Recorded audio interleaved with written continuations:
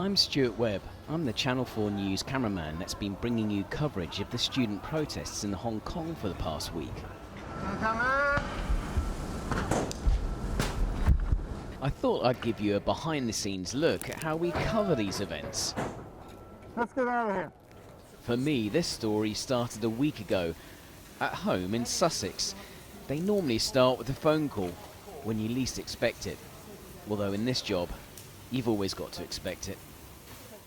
So this is the reality of broadcast news and the havoc it plays with your personal life. This is my daughter's bedroom, and it's stacked full of stuff because I'm having the whole place decorated while they're away, and they're due back on Friday, and it's Wednesday, and I've just been called to go immediately to the airport to go to Hong Kong to cover the trouble out there. So I'm at Heathrow. It's another plane taking off, and as so often nowadays, I'm packing in the car park at Heathrow. The reason for that is the traffic on the M25 can be so terrible. It's actually just better to get here as quickly as you can and crash pack in the car park. We take everything in the vans with us that we need, from filming in a remote location in Africa to a remote location in the Arctic, and I've done both this year already. Obviously this story is slightly different. It's not a war zone, but it is a confrontation zone, so we're going to have to also take gas masks and stab vests. Not that we're going to get stabbed, but they're good against the rubber bullets that are being fired, and helmets and medical gear, all those sort of things. And every story is different, needs different kit, but most of the main kit I always carry with me, so I'm ready to, as today, you know, being on an off day, but going straight to the airport. So I'm going to just pack this lot, and I'm going to be met at the airport by a colleague who's bringing some of the other team gear, and then we'll be off. It's a really long flight, so the trick is to get as much sleep as possible, because we'll be hitting the ground running, and given what's going on in Hong Kong, that could mean us walking straight into a riot. There's no checking into the hotel on arrival for us. It's straight into a waiting car, get the team's gas masks ready, because with the 8-hour time difference of London, we'll be filing for Channel 4 News tonight. So straight off a 13-hour flight and straight into it. We're editing for tonight's Channel 4 News, and here we are at the barricades in the heart of it. There's the People's Liberation Army have a barracks just across the way there, and a little bit tense.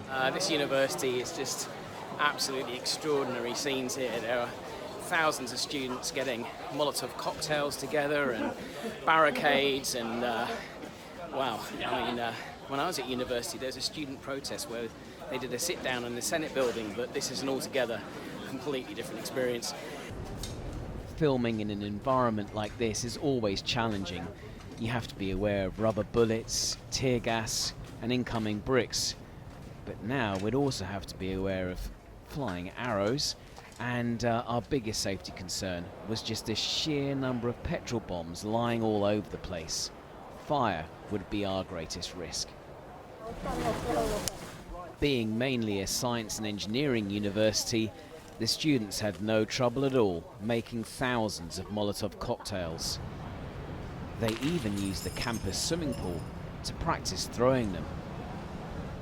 Our first night of filming had given us a good look at the current situation, of how events might develop, and what the potential hazards and threats might be towards us.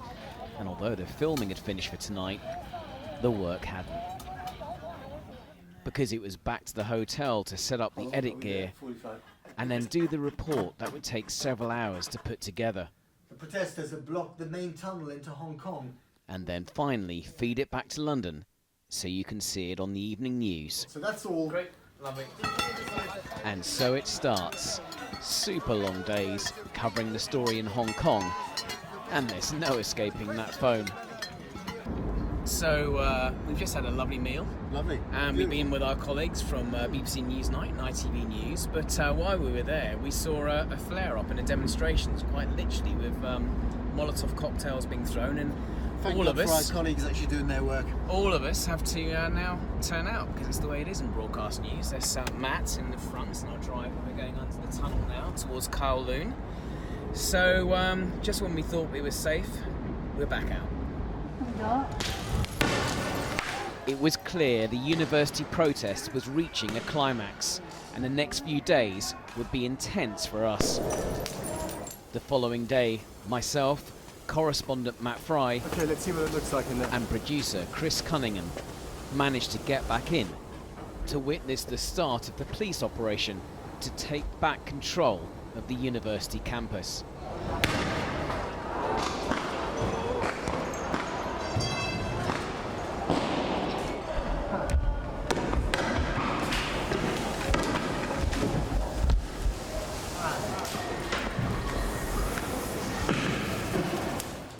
We're out. Fair to say we're all pretty pooped, exhausted, very hot. Went out this morning with no breakfast because we had to rush there. And yeah, now we're in the sort of hotel district and all the glitz and glamour of Hong Kong. Quite a contrast to what we've literally just walked out of. Just be careful, okay? We had finally left the campus as a medical team moved in. With our hands in the air, we moved slowly towards police lines. I've already been to Hong Kong twice this year, and probably be back again. But with this current phase of the story over, we'll be returning home soon. And that for me is back home to Sussex. Well, that is, until the phone rings again.